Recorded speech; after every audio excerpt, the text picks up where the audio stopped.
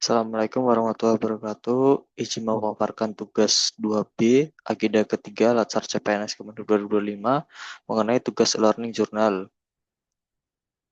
Yang pertama-tama, izinkan saya memperkenalkan diri. Nama Andika Putra Satria, panggilan Andika, NIP 2002 0909 2024 121003.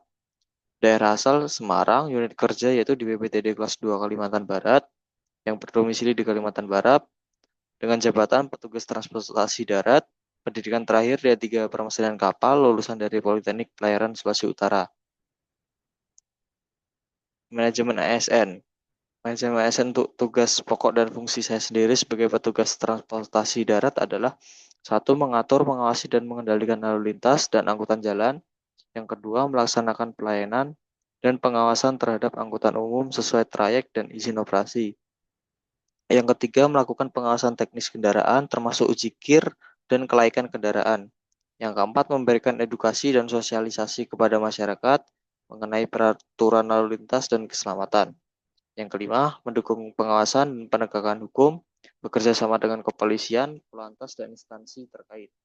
Keenam, mengawasi terminal, jembatan timbang, dan fasilitas pelayanan transportasi darat lainnya. Sebagai ASN, tentu kita memiliki hak sebagai ASN. Untuk hak yang pertama yaitu menerima penghasilan sesuai peraturan perundang-undangan. Hak yang kedua, mendapatkan pengembangan kompetensi, diklat pelatihan teknis dan manajerial. Yang ketiga, mendapatkan perlindungan hukum dan jaminan sosial sebagai ASN. Untuk yang keempat, mempunyai jenjang karir yang jelas berdasarkan kinerja.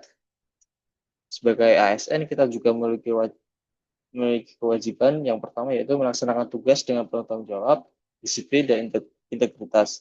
Yang kedua, mematuhi kode etik dan kode perilaku ASN, serta memberikan pelayanan publik yang prima dan tidak diskriminatif. Yang ketiga, menjaga netralisasi dan loyalitas terhadap negara dan pimpinan. Smart ASN. ASN berperan sebagai pelayan publik yang tidak hanya menjalankan tugas administratif, tapi juga menjadi agen transformasi pelayanan yang berorientasi pada kepuasan masyarakat. Dalam konsep Smart ASN, setiap ASN dituntut untuk melayani dengan sepenuh hati atau serving, membimbing rekan kerja dan bawahan, mentoring, mau menyesuaikan diri dengan perubahan kebijakan dan teknologi, adaptif, cepat tanggap terhadap kebutuhan masyarakat, responsif, serta mahir menggunakan teknologi informasi dalam menunjang kinerja atau technological literate. Dengan peran aktif tersebut, ASN menjadi bagian penting dalam mewujudkan tata kelola pemerintahan yang efektif, transparan, dan berdaya saing global. 4 pilar Smart ASN dalam konteks transformasi digital. Yang pertama yaitu digital mindset, pola pikir ASN yang terbuka terhadap perubahan, berorientasi pada inovasi, serta siap menghadapi tantangan digital secara proaktif. Yang kedua, digital skill, kemampuan ASN dalam menggunakan teknologi informasi dan komunikasi untuk mendukung pelaksanaan tugas secara efisien dan efektif.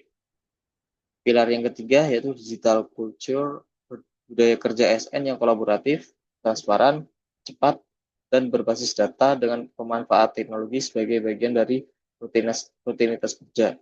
Pilar yang keempat yaitu digital leadership, kepemimpinan ASN yang mendorong transformasi digital, jadi teladan dalam perubahan dan mampu mengarahkan organisasi menuju birokrasi digital yang adaptif dan responsif.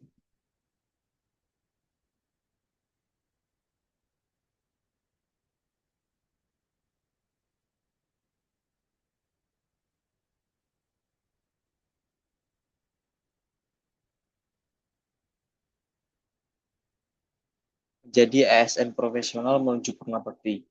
Menjadi ASN profesional menuju purnabakti. Jadi ASN profesional berarti bekerja dengan integritas, kompetensi, dan dedikasi hingga akhir masa tugas menuju purnabakti.